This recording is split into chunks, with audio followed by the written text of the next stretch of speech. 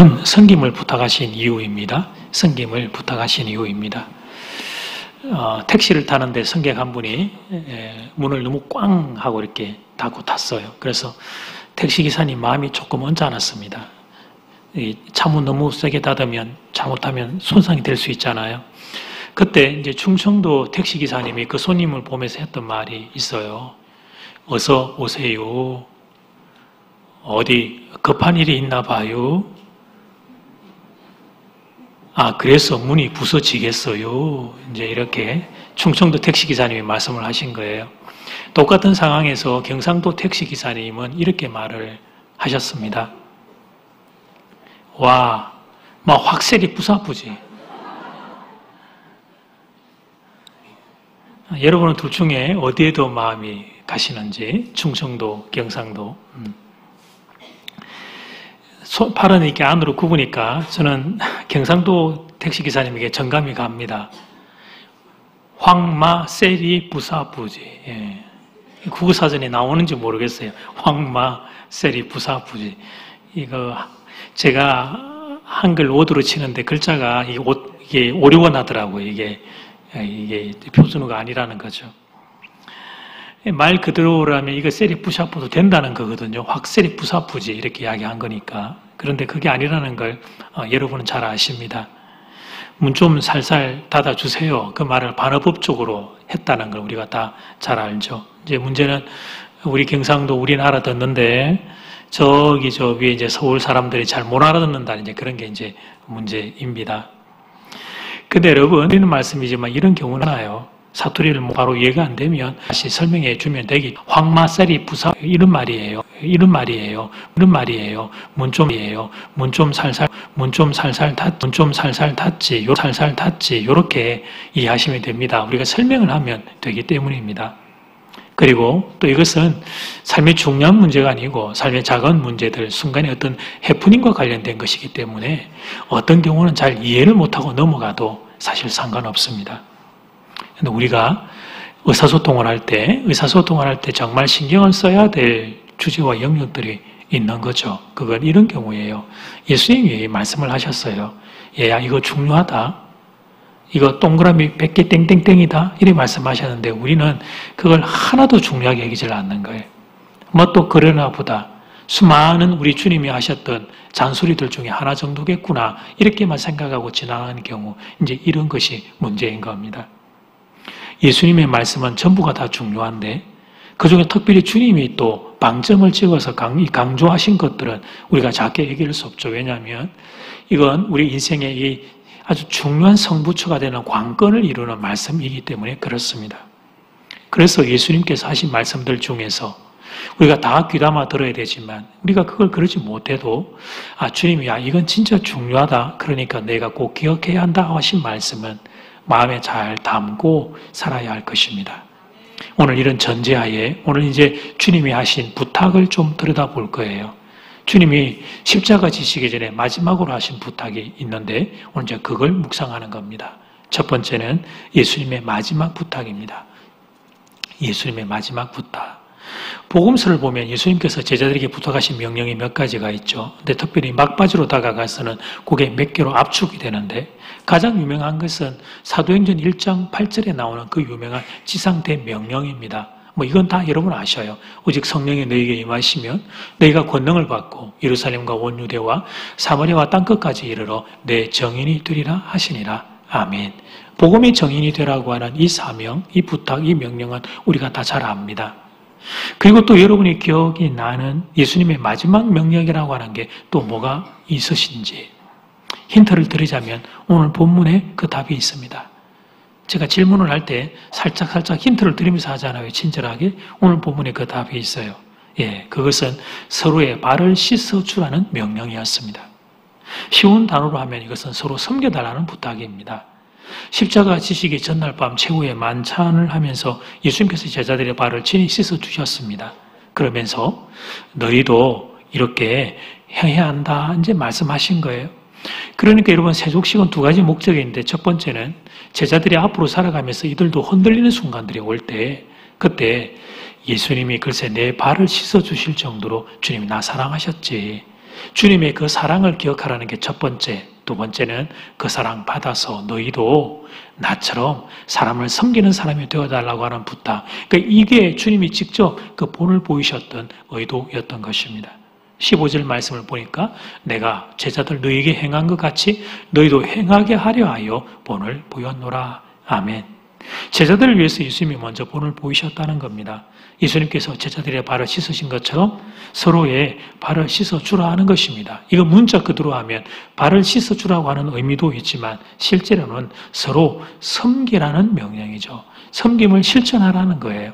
성경을 문자 그대로 또 이렇게 해석하는 분들이 있어가지고 상대방이 됐다고 말하는데도 굳이 그 발 붙잡고 발 씻어주겠다고, 밖에서 일하고 와서 발에 냄새가 많이 나서 발 내미기가 부끄러워가지고 됐어요 그러는데 끝까지 또 집에 가가지고 오늘 또 양말 벗기고 발 씻겨주고 그래라는 게 아니고, 섬김에 대한 말씀을 주님이 발을 씻어주시는 걸 통하여 대표적인 행위를 통하여 우리에게 가르쳐 주시는 겁니다. 이 대목에서 가만히 생각을 해봅니다. 십자가를 지시기 전날 밤인데 제자들에게 부탁할 일들이 얼마나 많았을까. 이것저것 교회도 부탁하고 부탁할 일이 많았을 텐데, 근데 예수님은 다 놔두고 섬김을 부탁하십니다. 그것은, 그 이유는 그렇습니다. 섬김이 중요하기 때문이었습니다.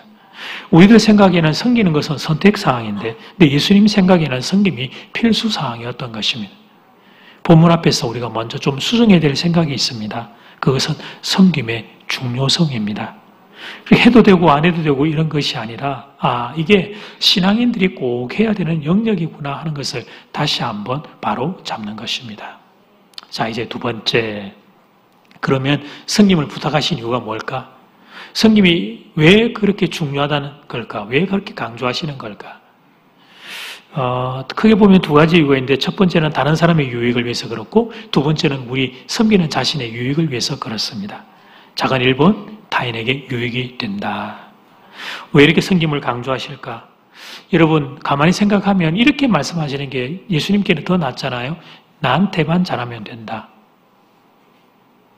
그런데 예수님이 나한테만 잘하면 된다고 말씀하지 않으시고 너희들이 서로 잘 섬겨야 된다. 그리 말씀하셨습니다. 왜 그러실까? 이 이유는 예수님이 이 땅에 오신 이유를 알게 되면 우리가 그 답을 얻게 됩니다. 예수님은 이 땅에 십자가 지기 위해 오셨습니다. 이 말은 예수님은 죽기 위해 이 땅에 오신 거죠. 죽기 위해 그분은 사셨어요. 우리는 살기 위해 사는데 예수님은 죽기 위해 이 땅에 생을 사셨던 분입니다. 우리를 살리기 위해서 이 땅에 찾아오셨고, 이 땅에서 그렇게 우리를 살리기 위해서 당신의 목숨을 내어주셨습니다. 그래서 예수님은 당신의 정체성을 이렇게 소개하셨는데, 마태복음 20장 28절 말씀은 같이 한번 읽어볼까요? 예수님 말씀이에요. 시작. 인자가 온 것은 섬김을 받으려 함이 아니라 도리어 섬기려 하고 자기 목숨을 많은 사람의 대속물로 주려 함이니라. 아멘. 그러니까 예수님의 마음은 온통 사람 살리는 것에 집중되어 있습니다. 이 비밀을 알 때 우리는 누가복음 15장에 양 99마리를 두고 잃어버린 한 마리를 찾아 나는 예수님을 비로소 이해할 수 있습니다. 여러분 보시면 절벽에 저 잃어버린 양 한 마리가 엄매 그러면서 매달려 있고 예수님이 저 한 마리를 찾아 나서는 순간에 참 말 안 들었죠. 절벽에 가지 마라 그랬는데, 가지 마라는 것은 꼭 저렇게 해가지고 예수님을 힘들게 해요. 그 잃어버린 양 한 마리를 우리가 봅니다. 그런데 여러분, 99마리가 지금 있는데 그 99마리를 놔두고 한 마리를 찾아 나서는 것은 천하의 바보 같은 행동입니다. 여러분, 9대1도 아닙니다. 99대1입니다. 그 한 마리 버려야 돼요. 왜냐하면 이 99마리들 지들끼리 거기서 여러분 새끼 낳으면 10마리, 20마리 낳을 텐데 금방 한 마리 여러분 그거 잃어버린 숫자 100이라는 숫자는 금방 넘치게 채워질 텐데 그 뭐 하려고 그 잃어버린 한 마리 찾는다고 99마리를 놔두고 간날 말인지 알죠? 이 말씀이 우리에게 주는 교훈은 여러분 한번 생각해 보세요. 만약에 그런데 그 잃어버린 양 한 마리가 내 자녀라고 생각을 해 보세요. 그 잃어버린 양이 내 아들이고 내 딸이라면 우리가 다들 그렇게 하지 않겠어요? 아이들을 키우다 보면 우리가 밖에 나갔다가 잠깐 이 녀석을 이렇게 잃어버리는 경우들이 우리는 있습니다. 저도 그런 경험이 있습니다만, 그게 아마 제가 서울에서 그 시장터에 갔는데 그 녀석이 한 20분 정도인가 30분 정도인가 안 보이는데 하늘이 노래지고 제가 막 미친 사람처럼 이리 뛰고 저리 뛰고 했던 경험이 있어요. 와, 정말 죽을 것 같더라고요. 그 시간에. 어디 있는지, 이 아이가 정말 어디 있는지. 여러분, 하나님이 여러분 한 분 한 분을 그렇게 사랑하신다는 것입니다. 그래서 여러분을 찾겠다고, 여러분이 죽음 가운데 있는 여러분을 찾겠다고, 여러분을 살리겠다고 하나님이 친히 이 땅에 여러분을 찾아오신 겁니다. 하나님이신 그분이 이 땅에 찾아오셨고 하나님은 당신 하나밖에 없는 귀한 아들을 여러분을 위해 내어주신 겁니다. 그러니까 이 마음을 우리는 잘 모르지만 부모가 되면서 조금씩 하나님 아버지의 마음, 잃어버린 양 한 마리를 향한 하나님의 마음을 우리는 조금씩 배워갑니다. 나밖에 모르고 이기적이고 그러던 내가 글쎄 자식 앞에만 서면 이상하게 주고 다 모든 걸 주고 싶은 거예요. 자식 아플 때 대신 아프고 싶고 아이들이 아프면 믿음의 부모들은 바로 회개를 합니다. 하나님 죄송해요. 제가 잘못해서 이 아이가 아프게 되었는데 하나님 용서해 주세요. 내가 다시는 나쁜 짓 안 할게요. 내가 잘못해서 자식이 사실 아픈 건 아니지만 부모는 그런 마음이 든단 말이죠. 자식 때문에 대신 죽고 싶고 정말 1000번도 더 10,000번도 더 자식을 위해 대신 죽어줄 수 있는 그런 사랑을 부모가 되면 우리가 배우게 됩니다. 여러분 보시는 게 저 아이를 사랑하는 그 부모의 모습을 여러분 보고 계셔요. 근데 여러분 이 부모의 사랑이 자식을 살려냅니다. 계산 없는 사랑, 무조건적인 사랑, 일방적인 사랑, 주고 또 주어도 아깝지 않은 사랑, 목숨도 대신 내어줄 수 있는 사랑, 그 사랑을 받으면서 자식들이 비로소 일어섭니다. 여러분 우리 자녀들 세상에 나가면 한없이 깨어지고 한없이 바삭 박살이 나죠. 너무 초라하고 나는 아무것도 아닌 것 같고 그래서 그냥 확 죽고 싶은 생각이 드는 세상이에요. 세상이 너무 악하고 또 우리 자녀를 둘러싸고 있는 물리적인 환경이 그 SNS, 인터넷이라고 하는 환경이 수많은 비교의 경쟁으로 날마다 수시로 우리 아이들의 마음을 무너뜨리고 있거든요. 근데 그 아버지, 어머니의 사랑 때문에 나를 세상에서 가장 귀하고 소중한 아들과 딸로 안아주시는 아버지, 어머니의 그 사랑 때문에 우리의 자녀들이 다시 살아나는 겁니다.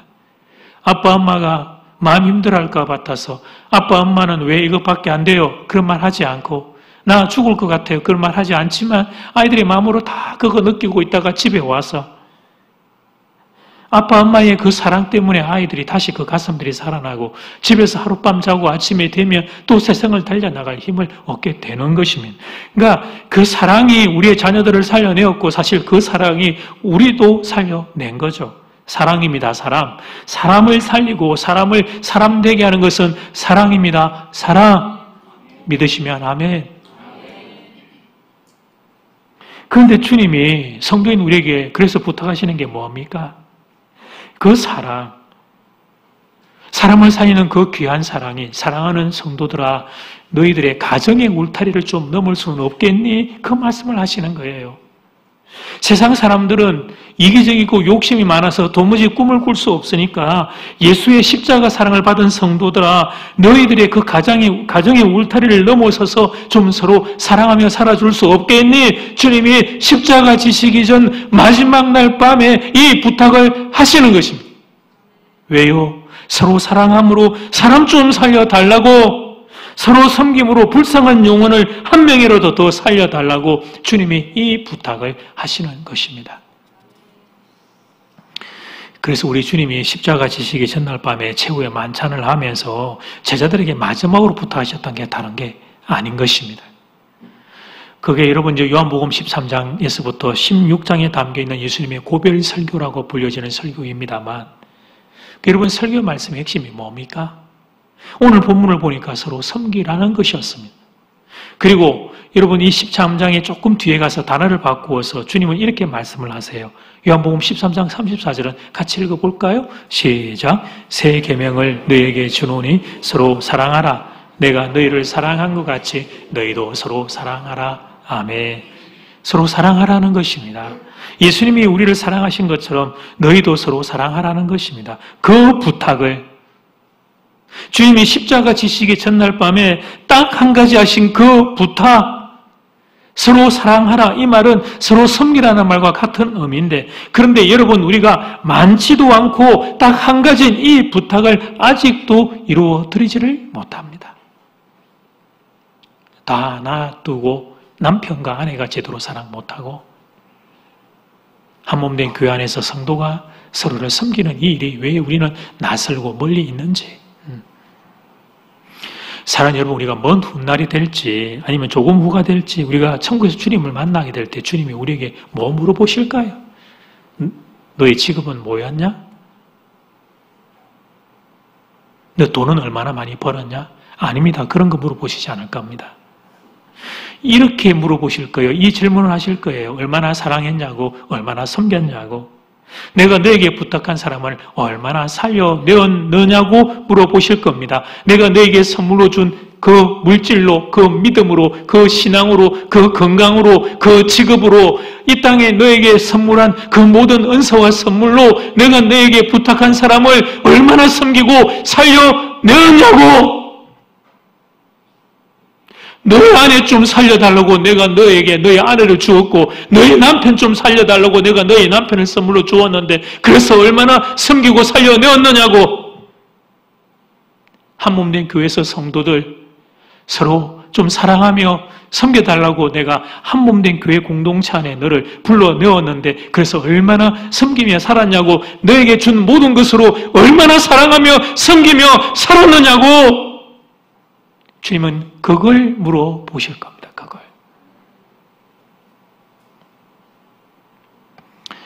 그러므로 우리가 많이 받는 것은 감사하지만 참 두렵고 떨려요.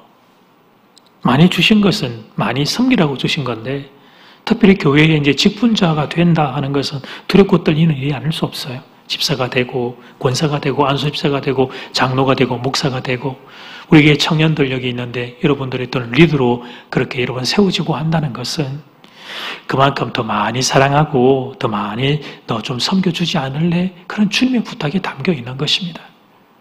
주님이 말씀하십니다. 얘들아, 다른 거 하려고 힘 빼지 마라. 똑똑해지려고 너무 애쓰지 마라. 무엇보다 사랑해야 한다. 무엇보다 사랑해야 한다. 한 번 더 아멘 기회를 무엇보다 사랑해야 한다.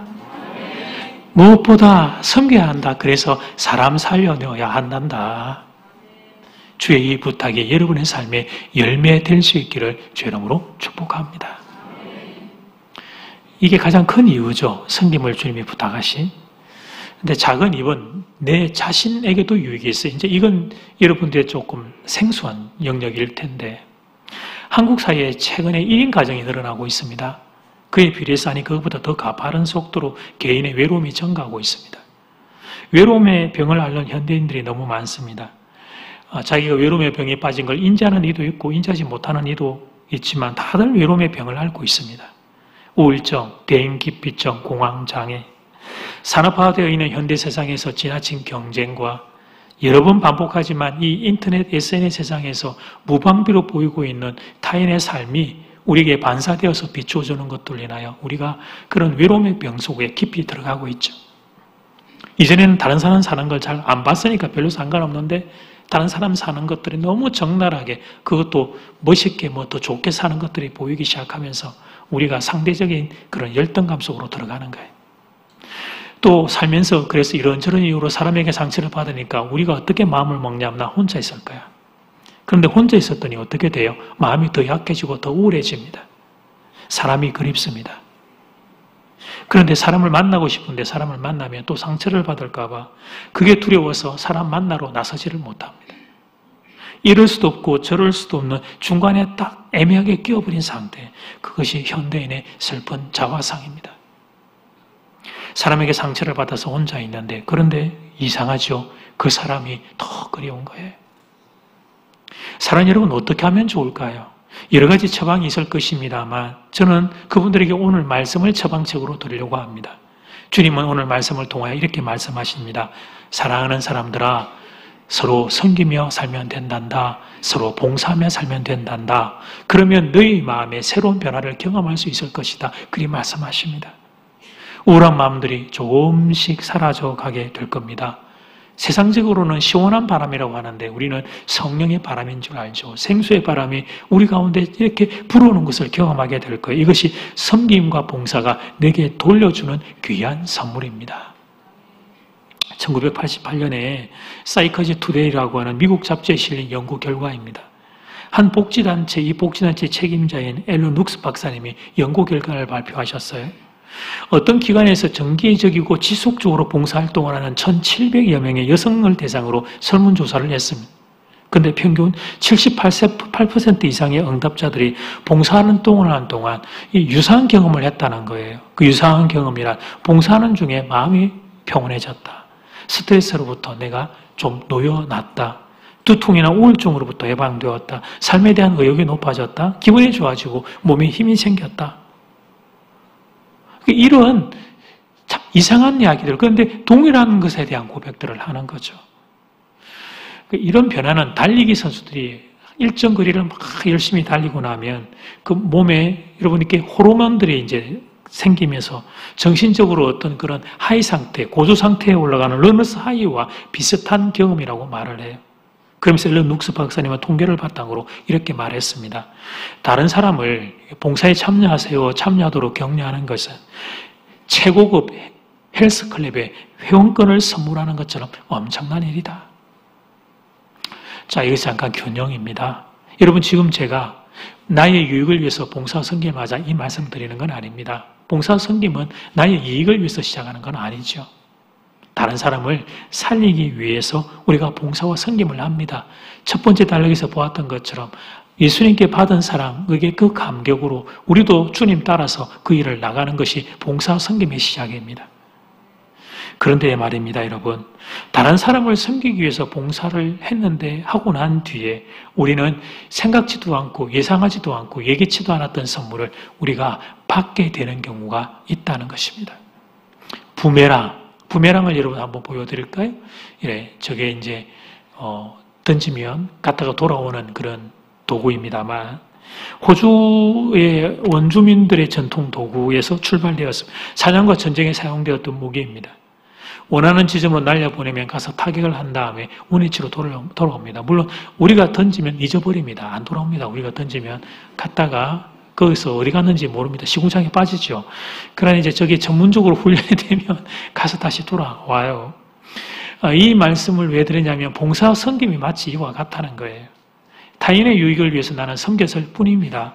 그런데 내게도 미세한 파동이 밀려옵니다. 아, 내가 그래도 살아있구나라고 하는 생동감이 느껴집니다. 참 모처럼 내가 좋은 일 했다고 하는 허무함도 내게서 솟아오릅니다.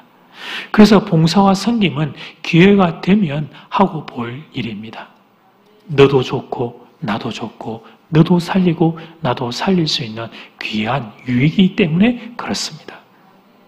사랑하는 교회 여러분, 여러분은 둘 중에 어느 게 좋으세요? 사랑받는 게 좋으세요? 사랑하는 게 좋으세요? 그렇죠. 대부분 사랑받는 게 좋죠. 멋진 목걸이, 반지. 벌써 사랑받는 거, 그러면 이제 그런 걸 먼저 떠올려요. 근데 저 개인적으로 남자라서 그런 건 아니고, 아까 왜 꼭 챙겨주는 거는 그 남편들만 해야 되는 건지, 이 연사 살짝 좀 궁금해졌습니다. 예, 원고는 없지만, 아내들도 챙겨주고 그러면 서로 좋겠다, 이런, 네, 횡설수설. 어쨌든, 사랑받는 게 우리는 다 좋은데 말이죠. 그러나 한번 이렇게 그림을 그려봐요. 사랑받는 것은 사실은 곧 잠깐이에요. 받는 순간. 그리고 그 뒤에 영원이에요.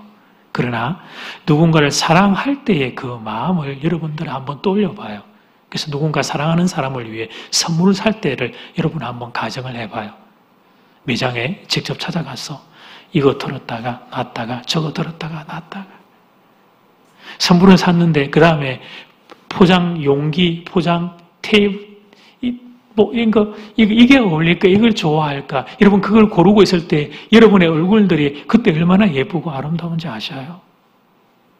요즘은 이렇게 인터넷으로도 주문을 많이 하죠. 이 인터넷 플랫폼 말하면 안 되지만, 웅팡이라든지, 쓱이라든지, 이런 데 이제 들어가가지고, 이제 딱 장바구니 담아서 결제하기 직전에 잠깐, 다른 데 좀 더 둘러봐야 되겠다. 그래가지고 이거 둘러보다 보면 1시간이 막 지나가잖아요. 어떤 게 내 사랑하는 사람에게 선물로 좋을까? 그걸 찾고 또 그걸 생각할 때 여러분 얼마나 그게 진짜 행복한 건지. 그때처럼 여러분이 여러분의 그 모습을, 여러분의 그 마음을 영상으로 찍을 수만 있다면 그때처럼 여러분이 예쁘고 아름답고 그런 좋은 모습이 또 어디 있을까? 본성상 죄인이어서 우리는 대부분 자기만 생각하고 이 욕심과 악한 생각에 대부분의 우리의 마음과 시간을 허비하면서 합니다. 그런데 누군가 한 사람을 내가 이렇게 참 진정으로 사랑하게 될 때 이상하죠. 그때는 사람이 달라져요. 부부간에 또 남자친구, 여자친구 간에 부모가 자녀를 위해서 특별히 할아버지, 할머니가 손주 옷 고를 때 생각해보면 막 그때 그 모습을, 그 얼굴을, 그 마음을 보면 얼마나 아름다운지 예쁜지. 그래서 여러분 누군가를 사랑하는 마음이 드는 건 정말 그건 축복 중에 축복인 거예요. 청년들 중에 이렇게 상담을 요청해 오는 경우가 있어요. 목사님 제가 이렇게 누군가를 좋아하게 되었는데 부끄러워하는 건 괜찮은데 그게 약간 또 이렇게 또 죄의식을 느끼면서 오더라고요. 그래서 제가 그래요. 왜 너 왜 그래? 야, 네가 누군가를 사랑하는 그 마음만큼 복된 마음이 없는데 누군가 사랑할 수 있는 마음이 그냥 생기는 거 아닌데 너 큰 축복 받았다. 그 사랑 예쁘게 잘 키워라. 제가 그렇게 축복하긴 해요. 근데 여러분 그 사랑하는 그 마음이 여러분 감정을 넘어서서 누군가를 섬기는 자리까지 나아갈 수 있으면 이보다 더 복된 일이 없는 줄 믿습니다. 이것이 바로 섬김이 자기 자신에게 주이는 내게 돌아오는 선물, 유익이 되는 것입니다. 이런 말이 있습니다. 우유를 먹는 사람보다 우유를 배달하는 사람이 더 건강하다.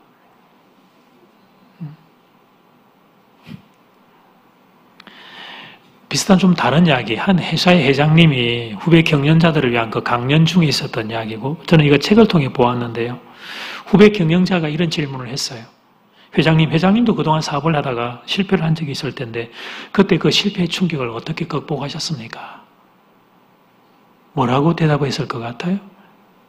실패의 아픔을? 그때 회장님이 이렇게 대답을 했어요. 자막을 보시면 운동화끈을 메고 밖으로 나가십시오. 무슨 말입니까? 몸을 움직이라는 것입니다. 걷는다는 것은 아직 살아있다는 의미입니다. 걷게 되면 내가 살아있음을 느끼게 됩니다. 먼저 몸이 느끼게 되고 이어서 마음도 느끼게 됩니다. 나도 모르게 몸에 근력도 조금씩 생깁니다.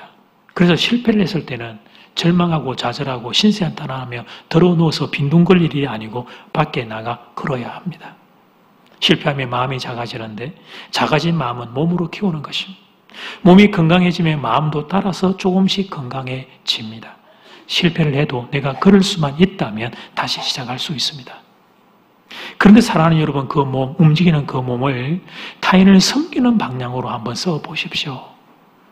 여러분의 삶에 더 놀라운 변화가 일어나게 될 것입니다. 봉사하는 순간 일단 몸이 건강해집니다. 그리고 마음에 뿌듯함이 찾아옵니다.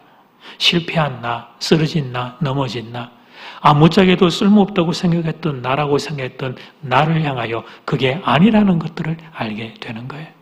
아, 이런 나도, 이렇게 실패한 나도, 이렇게 쓰러지고 이렇게 버림받은 것과 같은 나도 이렇게 쓰임새가 있구나. 이런 나의 내면의 건강한 자상의 회복들이 일어난다는 것입니다. 그러므로 여러분 기회가 된다면 기회를 찾아서라도 봉사하시기를 권합니다. 사회에서 하는 일반의 재봉사 여러분 하십시오. 좋습니다. 그러나 교회에서 봉사할 수 있다면 이보다 더 좋은 일은 없죠.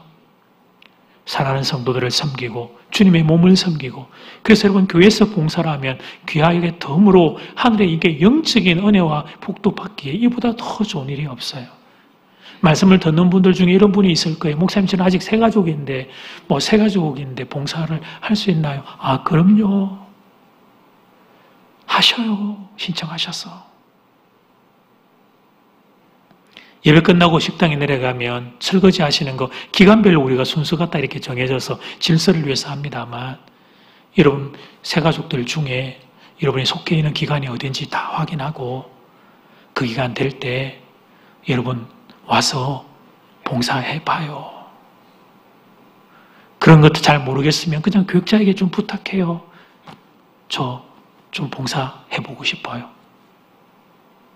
여러분 여기서 더 나가서 정말 이 몸을 더 여러분 움직일 수 있으면 얼마나 좋은지, 교회 안에 이런저런 봉사들에 여러분 동참할 수 있으면 얼마나 좋은지 생각들을 바꾸셔야 합니다, 여러분. 나의 몸과 내 마음이 건강해지는 귀한 길이고 영적인 하나님의 은혜와 복을 덤으로 받는 길이 여기에 있습니다. 여러분, 토요일에는 교회 오셔서 본당에 장의자를 이렇게 혼자서 조용히 찬송 부르며 닦는 분도 계셔요. 제가 보고 모른 척 해드립니다. 살짝 보고 감사합니다만 하고 제가 도망쳐드려요. 왜냐하면 누리시라고, 봉사의 기쁨 누리시라고. 주님과 함께 주의 집에서 찬송 부르면서 그 기쁨 마음껏 누리시라고.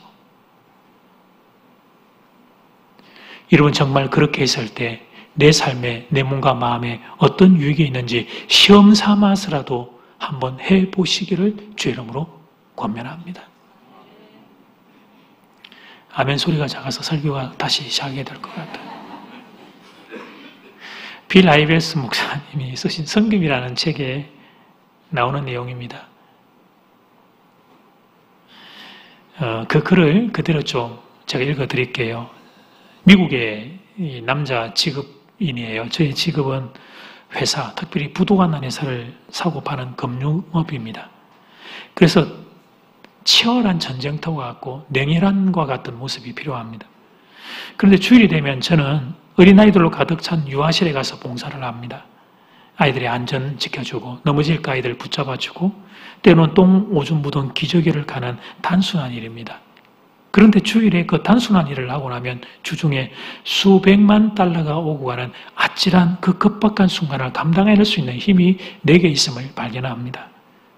아이들을 섬기면서 저의 마음에 더 여유가 생기고 이 귀한 생명을 지키시는 하나님이시라면 내 인생도 지켜주실 것이라는 믿음들이 제게 생기기 때문에 그렇습니다. 그런 글이었어요. 여러분은 어떠신지? 혹시 이런 분들 계세요? 내 삶은 왜 이렇게 지루할까? 재미가 없을까? 뭔가 좀 재미나는 일 없을까? 이런 고민을 하고 있는 분들이 있다면 나와 내 가족만 보지 말고 고개를 돌려 이웃을 보시기를 바랍니다. 그리고 여러분에게 주신 대야하고 수건 꺼내가지고 봉사를 해보시기를 바랍니다. 그리고 여기서 여러분 한 가지 생각할 거, 봉사를 할 때 그 같이 있는 사람들과의 부딪힘 때문에 찌그덕 소리 나는 그 소리에 여러분의 마음을 뺏기지 않기를. 사람이 모이는 곳이면 어디든지 간에 그 정도의 잡음 없는 곳이 어디 있겠어요? 모든 물체들 중에서 사람이 제일 소리가 많이 나는데 사람들끼리 부딪히고 같이 있으면 찌그덕 아이야 와그라노 아이가 이런 소리가 막 들리는 건 어쩔 수 없다 생각하고 대신에 그때마다 그런 소리 들릴 때 소리에 마음을 뺏기지 말고 여러분이 섬길 때 여러분의 섬김을 받으면서 살아나고 있는 귀한 영혼들을 보는 것입니다. 여러분이 갈아주었던 그 기적의 주인공들, 그 어린 영혼들이 그래서 자라나는 걸 보십시오. 작은아마 내가 그 어린 영혼의 성장에 도움이 되었다는 사실, 그 사실을 알게 될 때 여러분의 내면이 더욱 풍성해지게 될 것입니다. 다시 말씀드립니다. 관계 안에서 이런저런 잡음들이 조금 들려와도 그것 때문에 아이고 뭐 똑같네 아이고 왜 이렇게 시끄럽노 그래 내 팽개치지 않고 여러분이 그 섬김의 자리를 잘 붙들고 지키면 시간이 지나가면서 내가 한 번도 생각하지도 못했던 귀한 복을 여러분은 선물로 받게 될 것입니다. 봉사와 섬김은 부메랑과 같이 여러분에게 축복으로 돌아오게 될 것입니다. 믿으시면 아멘. 예수님이 결론적으로 이렇게 말씀하십니다. 17절 말씀. 너희가 이것을 알고 행하면 복이 있으리라. 너무나 잘 아는 세족식의 본문을 묵상하다가 17절에 제 마음이 멈췄어요. 이번 주에. 이 복이 무슨 복일까? 묵상하다가 오늘 제가 여러분에게 이 말씀을 나누게 된 거예요. 너희가 이것을 알고 행하면 복이 있으리라. 신실하신 주님의 약속입니다. 여러분은 다른 사람을 살리고 유익하게 하는 길, 그리고 여러분 자신도 더 풍성해지는 길, 그 길은 다른 사람을 섬기는 데 있습니다. 그리고 이것이 나의 구주 예수 그리스도를 통하여 우리가 배운 바 복음을 제대로 살아내는 길이자 그 복음을 가장 잘 전하는 길이기도 합니다. 그러면 여러분 이렇게 살 수만 있다면 얼마나 좋을까요? 여러분에게 이런 복된 길이 더 많이 활짝 열리시기를 주의 이름으로 축복합니다. 아멘.